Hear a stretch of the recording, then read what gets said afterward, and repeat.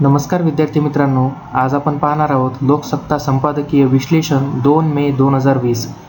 महत्त्वपूर्ण लेख पाहणार आहोत संपादकीयमधले. जर तुम्ही आमच्या यूट्यूब चॅनलवर नवीन असाल तर टार्गेट गव्हर्नमेंट जॉब या आपल्या यूट्यूब चॅनलला सबस्क्राईब करा. बाजूला दिलेल्या बेल आयकॉनला क्लिक करायला विसरू नका. खबरदारीचे खंदक म्हणजे काय याबद्दल जो लेख आलेला आहे त्याबद्दल आपण माहिती घेणार आहोत. खंदक कोणी खोदला आहे आणि का? जागतिकीकरणाला धोक्यात का आहे का? प्रशासकीय कृतकृत्यता आणि जागतिकीकरणाचे काय होणार यातील हे महत्त्वपूर्ण पॉईंट आहेत. तर आपण माहिती घेणार आहोत. व्हिडिओ शेवटपर्यंत पहा. जर ह्यामध्ये काय आपल्याला कळाले नाही किंवा कोणत्या शब्दाचा जर अर्थ कळाला नाही तर तुम्ही आम्हाला कमेंट करून कळवू शकता. आम्ही कमेंटमार्फत तुम्हाला उत्तर देऊ शकतो. खबरदारीचे खंदक. खरोखरच करोना विषाणू जो आहे त्यामुळे जागतिकीकरण धोक्यात आले आहे का याची चर्चा जर भावनांपासून योग्य अंतरा राखून केली तर काय दिसते याबद्दल हा लेख आहे. तर आपण पाहूया. मार्ग आडला आहे, पुढला रस्ता दिसतो आहे, पण मध्येच कोणीतरी खंदकासारखा खड्डा खणून ठेवला आहे. खंदक म्हणजे काय आणि खंदकासारखा खड्डा काय हे पुढे आपल्याला कळेलच, लवकरच कळेल. तरी चला पाहूया. अशा परिस्थितीतही गरज खरोखरच तीव्र असेल तरच माणसे त्या खंदकात उतरून तो पार करून जातात. खंदक म्हणजे एक अडथळा, संकट. खंदक या शब्दाचा अर्थ काय की अडथळा आणि संकट. पण प्रश्न उरतो की मुळात खंदक खोदला कोणी आणि का? आंध्र प्रदेशकडे जाणाऱ्या रस्त्यावर ओडिशाच्या अधिकाऱ्यांनी खोदलेल्या अशा खंदकाची अवस्था करणारी बातमी गेल्या आठवड्यात आली होती. आंध्र प्रदेशातील दिगुवरियगुडा गावाच्या एका महिलेच्या प्रसवने सुरू झाल्या होत्या तेव्हा नातेवाईकांनी नेहमीप्रमाणे महामार्गावरून ओडिशामार्गे पुन्हा आंध्रात येऊन रुग्णालयात पोहोचण्यासाठी वाहन केले. स्वतःच्या गावातून ओडिशात ते सुखरूप गेले, पण पुन्हा आंध्र प्रदेशात प्रवेश जेथून करायचा त्या पथपट्टिनम गावाजवळ ओडिशाच्या अधिकाऱ्यांनी हा मार्ग खणून ठेवला होता, म्हणजे अडथळा तयार करून ठेवला होता. मग बांबूंची डोली करून त्या महिलेसह कसाबसा खंदक पार केला. त्या घटनेची छायाचित्रे प्रसारमाध्यमांमध्ये गेल्यामुळे आंध्राचे अधिकारी जागे झाले आणि तो खंदक गेल्या सोमवारीच म्हणे ओडिशातील अधिकाऱ्यांनी बुजवला. मग बांबूची डोली करून त्या महिलेसह कसाबसा खंदक पार झाला. त्या घटनेची छायाचित्रे प्रसारमाध्यमांमध्ये गेल्यामुळे आंध्राचे अधिकारी जागे झाले आणि तो खंदक गेल्या सोमवारी ओडिशातील अधिकाऱ्यांनी बुजवला. पण याच आंध्र प्रदेशच्या दक्षिण सीमेवर तमिळनाडूने भिंत बांधून रस्ते अडवण्याची तयारी सुरू केली. रस्ता खोदणे, तो अडविणे हे सारे खबरदारीचे उपाय होते, असे त्या राज्यातील संबंधितांचे म्हणणे होते. करोना विषाणूबाधित लोक येऊ नयेत म्हणून खबरदारी, भीती पराकोटीला जाते तेव्हा बुद्धी कशी बंद होते याचे हे एक उदाहरण म्हणावे लागते. तर त्यामागे आणखी एक भावना आहे, प्रशासकीय कृतकृत्यता. जर केले नसते तर प्रशासनाला करोना विषाणूशी लढण्यासाठी खूप मेहनत घ्यावी लागली असते. करोना विषाणूचा खूप प्रसार झाला असता, असे या भावनेचे नाव आहे. काहीतरी हुच्च उपाय करून आपण कसे लोकांची काळजी घेतो असे समाधान करून घ्यायचे, हे या भावनेचे लक्षण आहे. अमेरिकेचे राष्ट्र डोनाल्ड ट्रम्प जेव्हा चीनकडून सज्जाड नुकसान भरपाई वसूल करण्याचा असा रना भीमेदेवी थाटाचा दावा करण्यात भाषणात करतात तेव्हा त्यामागे हीच प्रशासकीय कृतकृत्यता असते. बऱ्याच लोकांना या असल्या भाषणांमुळे बरे वाटते, पण इतरांना प्रश्न पडतात. या प्रश्नामागेही भयशंकाच असते. सध्या असा भयशंकाग्रस्त प्रश्न म्हणजे करोना विषाणूचा थैमान मुकाबूल जग एकत्रितपणे करत नाही तर जागतिकीकरणाचे काय होणार? ती अवस्था कोलमडून पडणार का? असे प्रश्न उपस्थित झाले आहेत. जागतिकीकरणाचं खरंच काय होणार हा प्रश्न आपल्याला पण पडलेला आहे. आंध्र प्रदेशच्या उत्तर सीमेला खंदक आणि दक्षिण सीमेला भिंत ही मग अशा भयशंकुतलाचा प्रश्नांना बळ देणारी प्रतीके ठरतात. एका देशातील दोन राज्ये एकमेकांची वाट अडवत असतील तर आपण कुठल्या जागतिकीकरणाच्या गप्पा मारत आहोत याबद्दल विचार आपण करायला पाहिजे. असा उद्वेग त्या प्रतीकांमुळे दाटून येतो. ट्रम्प यांची चीनला धडा शिकवण्याची वल्गना हे मग जागतिकीकरणावरच्या रोगाचे जणू लक्षण लक्षणगीत वाटू लागते. पण वाटणे, प्रतीकांवर विश्वास ठेवणे, उद्वेग दाटणे हे सारे भावनांचे निदर्शक आहेत. खरोखरच करोना विषाणूमुळे जागतिकीकरण धोक्यात आले का याची चर्चा जगभरात जर भावनांपासून योग्य अंतर राखून केली तर काय दिसते ते पाहण्यापूर्वी आपण जागतिकीकरण म्हणून कशाचा विचार केला जात आहे हे तपासू. जागतिक व्यापार संघटना हा अर्थव्यवहाराचा आधार असलेली आणि बर्लिन भिंत पडणे, शीतयुद्धाची अखेर होणे या घडामोडीचा राजकीय तसेच सामाजिक आधार असलेली गेल्या साधारणतः 30 वर्षापासूनची व्यवस्था म्हणजे जागतिकीकरण. आर्थिक जागतिकीकरणामुळे आज आपल्या हाती अमेरिका वा युरोपीय कंपन्यांचे पण चीनमध्ये उत्पादन झालेले भ्रमणध्वनी आहेत. त्यावरून होणाऱ्या माहितीचा विस्फोट हा जगातील एक भांडवली बाजार कोसळला की खरेच कसे रखडू लागतात हे सांगणारा आहे. राजकीय जागतिकीकरणात भारताने फ्रान्सकडून राफेल विमान घेण्यासाठी योजलेल्या जुना आणि प्रत्यक्ष केलेला नवा असे दोन्हीही करार आहेत. तसेच आपण ब्राझील व अमेरिकेस पाठविलेले व त्या देशांना करोना संसर्ग व रामबाण वाटणारे हायड्रोक्लोरोक्विन हे औषध आहे. सामाजिक जागतिकीकरणात लेडी डायन्सच्या अपघातामुळे जगभर वाटलेल्या हळहळीपणापासून ते नेटफ्लिक्स वा हॉटस्टार आणि फेसबुक आहे. हे सारे होऊ देणारी व्यवस्था म्हणजे जागतिकीकरण स्थिरावत असतात. त्याचा तात्विक विचारही होता. जर्मन तत्त्वज्ञ युगेन हाबरमास हे यापैकी महत्त्वाचे, कारण 1990, 1998, 2003 ते अगदी 2014 पर्यंत त्यांनी वेळोवेळी जागतिकीकरणाचे तत्त्वचिंतन केलेले आहे आणि त्यामागील सुसंगती सर्वसामान्य आहे. या चिंतनाचे आतापर्यंतचे सूत्र असे की 18व्या शतकातील आदर्शवाद्यांनीही मानवी मुक्तीचे स्वप्न पाहिले, पण राष्ट्र, देश आणि त्यांमधील स्पर्धा यामुळे विश्वनागरिकत्व ही संकल्पना आदर्शावतच राहिली. ही संकल्पना प्रत्यक्ष येण्याची चिन्हे शीतयुद्धात अखेरणीनंतर नव्या संस्थात्मक रचलेल्या मान्यता मिळाल्याने खुली झाली. पण आंतरराष्ट्रीय संस्था नैतिकदृष्ट्या प्रबळ आणि राष्ट्रदेशांच्या राज्यसंस्थांची नैतिकता मात्र घसरते आहे. हेच शास्त्रस्पर्धा आधीतून दिसून आले. अशा वेळी जागतिक संविधान ही मानवमुक्तीदायी जागतिकीकरणाची गरज आहे. हा जागतिक संविधानाचा मुद्दा हाबरमासने मांडला ते साल होते 2014. म्हणजे त्यावेळी अर्थशास्त्रज्ञ थॉमस पिकेटी यांचे विषमतेचे विश्लेषण गाजत होते. थोडक्यात जागतिकीकरणाच्या नैतिक आणि आर्थिक मर्यादांचे पुरते वस्त्रहरण 2014 साली झालेले होते. जागतिकीकरणाचे वैगुण्य झाकण्याची खटपट गेल्या 5-6 वर्षात वाढली. त्यातून ही वैगुण्ये दूर करण्याची जबाबदारी प्रत्येक राष्ट्र कसे झटकून टाकत आहे हेच समोर आले. मेक अमेरिका ग्रेट अगेन किंवा भारताला विश्वगुरू करण्याच्या घोषणा लोकांनाही आवडू लागल्या. ब्रिटन आणि युरोपीय संघ यांमधील खटके समुपचाराने सोडवण्याऐवजी संबंध तोडण्याचा ब्रेक्झिट उपाय जवळचा वाटू लागला. थोडक्यात जागतिकीकरणाचे वैगुण्य दूर करण्याची जबाबदारी आमच्या देशाची नाही असे म्हणणारे नेते स्थिरावले आणि युरोपमधल्या लिबियासारख्या देशातून निर्वासितांचे लोंढे का येत आहेत यांसारख्या प्रश्नांची चर्चा होऊ लागली. मूळ कारणांवर उपाय होण्याऐवजी लोंढे वाईट यावर मात्र एकमत झाले. राज्यसंस्थेची नैतिकतेपणे अभावी जागतिकीकरण पूर्व प्रवृत्तीचे शिरजोर ठरले आणि आर्थिक डोलारा तेवढा उरला.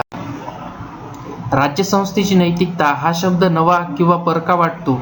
स्वाभाविक आहे, आपल्याला सवयच नाही अशा शब्दांची अर्थ दिसले नाहीच फारसे तर का म्हणून आपल्याला वाटावेत अमेरिकेचे ट्रम्प असावेत की ओडिशाच्या कोणी जिल्ह्यामधील अधिकारी हे सारे प्रशासकीय कृतकृत्यतेची भावना जपतात आणि मूलभूत स्वातंत्र्य, समता, मानवमुक्ती वगैरेंवर आधारलेल्या नैतिकतेची चर्चा तत्त्वचिंतन पुरती मर्यादित राहते. ओडिशा आणि आंध्राच्या सीमेवरील खंदक आंध्राच्या निषेधानंतर बुजविण्याचा विचार आला. नैतिकता आणि कृतकृत्यता यांमधील दर बुजवली असे कोणाला सांगितले नाही. उलट पाश्चात्य हाबरमास वगैरे सांगून ज्ञान पाळजू लागले. अशा खबरदारीने खंदक आपण खणून ठेवतो आणि आपली राजकीय आणि सामाजिक व्यवस्था कशी निरोगी आहे या समाधानात राहतो. दुसरा लेख जो आहे तो आपण पाहणार आहोत. त्यामधल्या महत्त्वाच्या बाबी आहेत. धरणे बांधणे बरोबर की चूक? हवेचे प्रदूषण कमी होत आहे त्याबद्दल माहिती घेऊ. 160 पेक्षा जास्त वर सामंजस्य करार झालेले आहेत, जे की मुक्तवाहिनी नदी प्रकल्प जोड आहेत. त्याबद्दल मुक्तवाहिनी नद्या, wild and scenic reverse act 1968 याबद्दल आपण माहिती घेणार आहोत. मुक्तवाहिनी नद्या का वाचवाव्यात हा संदर्भीय लेख आहे. धरणे बांधणे बरोबर आहे की चूक? हा वाद निरर्थक आणि रिकामा आहे. डोळसपणे नदी व्यवस्थापन करताना काही महत्त्वाच्या नद्यांना मुक्तवाहिनी ठेवून पुढच्या पिढ्यांसाठी त्यांचे संवर्धन करणे हा मध्यम मार्ग झाला. अरुणाचलमधील महत्त्वाच्या दिबांग नदीमध्ये त्याबाबत डोळेझाक होत. धरणे बांधणे योग्य बरोबर आहे की चूक आहे याबद्दल आपण माहिती घेणार आहोत. देशव्यापी टाळेबंदी सुरू झाल्यापासून नद्यांच्या पाणी गुणवत्तेची आशादायी बदल होत आहे. सध्या जे लॉकडाऊन जारी केलेलं आहे त्यामुळे जे नद्या आहेत त्यांच्या पाण्यातील गुणवत्तेमध्ये आशादायी बदल होत आहे. तसेच हवेचे प्रदूषणही कमी होत आहे. हे आपण मागच्या लेखात पाहिले. पण याचा अर्थ पर्यावरणासाठी आणि नद्यांसाठी सध्या सगळे आलबेल आहे का याबद्दल विचार आपण करू आणि माहिती पण घेऊ. खचितच नाही. यामागचे प्रमुख कारण म्हणजे आपल्या पर्यावरण मंत्रालय गेली अनेक वर्ष अनेक सरकार असतानाही काही अल्प अपवाद वगळता पर्यावरण मंत्रालयाचे काम हे काहीच फार कौतुकास्पद नव्हते. पण या सरकारांतर्गत त्यांची पातळी अविश्वसनीयरित्या घसरली आहे. याचा लेखाजोखा आपण नंतरही काही लेखातून घेऊ. पण आत्ताचे उदाहरण म्हणजे अरुणाचल प्रदेशमधील एतालिन धरण प्रकल्प. हा जलविद्युत प्रकल्प अरुणाचलमधील अत्यंत संपन्न अशा दिबांग खोऱ्यात प्रस्तावित आहे. ब्रह्मपुत्रा नदी 3 नद्यांनी बनते, दिबांग, सियांग आणि लोहित. हे लक्षात ठेवा. ब्रह्मपुत्रा नदी ही 3 नद्यांनी बनते, दिबांग, सियांग आणि लोहित. या तिन्ही नद्यांवर 30हून अधिक मोठे जलविद्युत प्रकल्प प्रस्तावित आहेत, ज्यांना विविध प्रकारच्या पर्यावरण मान्यता पर्यावरण मंत्रालय देते. यासाठी वेगवेगळ्या समित्या आहेत, ज्या वेगवेगळ्या कायद्यानुसार कार्यरत आहेत. या समित्या मुख्य हेतू प्रकल्पाचे पर्यावरणीय आणि सामाजिक परिणाम तपासणे आणि त्यानुसार त्यांना परवानगी देणे अथवा नाकारणे याचे कार्य करते. पण ज्या प्रकारे पर्यावरणीय आणि वनक्षेत्र मान्यता दिल्या जातात त्या आश्चर्यकारक आहेत. काही दिवसापूर्वी national board for wild life म्हणजेच NBWL च्या स्थायी समितीची बैठक झाली. टाळेबंदीमुळे ही बैठक व्हिडिओ कॉन्फरन्स स्वरूपात झाली. आपल्याला वाटले की लगबग पर्यावरण रक्षणासाठी आहे, पण त्यात 16 महामार्ग, मोठ्या वीजवाहक, पारेषण तारा आणि रेल्वे रूळ, ज्या राष्ट्रीय उद्यान, अभयारण्य आणि संरक्षित व्याघ्र पट्ट्यांमधून जात आहेत, त्या सगळ्या 16 प्रकल्पांना मंजुरी मिळाली. यानंतर पर्यावरण मंत्री प्रकाश जावडेकर यांनी ट्विट केले की दिलेल्या मंजुऱ्या आर्थिक प्रगती, पायाभूत सुविधा, पर्यटन आणि एकंदरीत विकासाला हातभार लावतील. पर्यावरण मंत्रालयाचे प्रमुख काम पर्यावरणाचे रक्षण आणि या प्रकल्पांचा त्यावर परिणाम याबद्दल मात्र ते काहीच बोलले नाहीत. ॲडव्होकेट त्रत्विक दत्ता म्हणतात त्याप्रमाणे याचे कारण कळायला फार अवघड नाही. भारताचे पर्यावरण मंत्री हेच भारताचे अवजड उद्योग आणि सार्वजनिक उद्योग मंत्री देखील आहेत. याहून स्वच्छ हितासंबंधीचे त्रागंडे शोधून सापडणे अवघड आहे. जे भारताचे पर्यावरण मंत्री आहेत तेच जर अशा उद्योगांना जर मंजुरी देत असतील, मंजुरी जर घेत असतील, तर तेच अवजड मंत्री आणि सार्वजनिक उद्योग मंत्री देखील तेच आहेत.